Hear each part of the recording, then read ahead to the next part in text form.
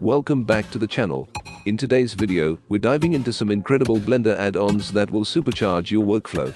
Whether you're into animation, node-based editing, or 3D modeling, these tools are a game changer. So, without further ado, let's jump right in. Our first add-on is Snappy Keys, bringing timeline and keyframe snapping to Blender, reminiscent of After Effects and Premiere.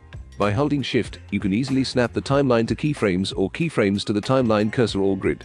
Remember, the snapping takes place once you release the left mouse button. It's a small shift in behavior from some other applications, but it becomes second nature in no time. Let's check out a quick demonstration.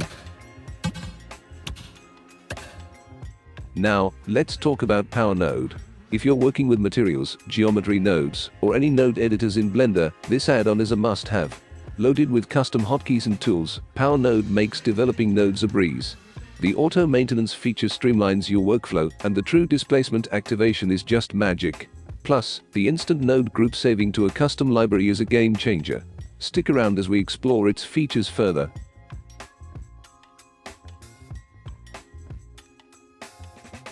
Moving on to Power Lattice, a simple add-on for auto-generating 3D and 2D lattices in Blender.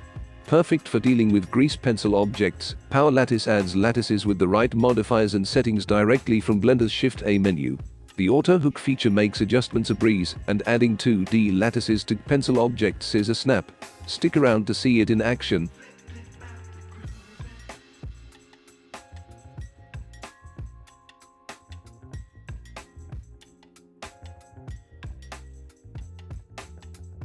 Last but not least, we have Power Fs, making loading entire sets of references a breeze.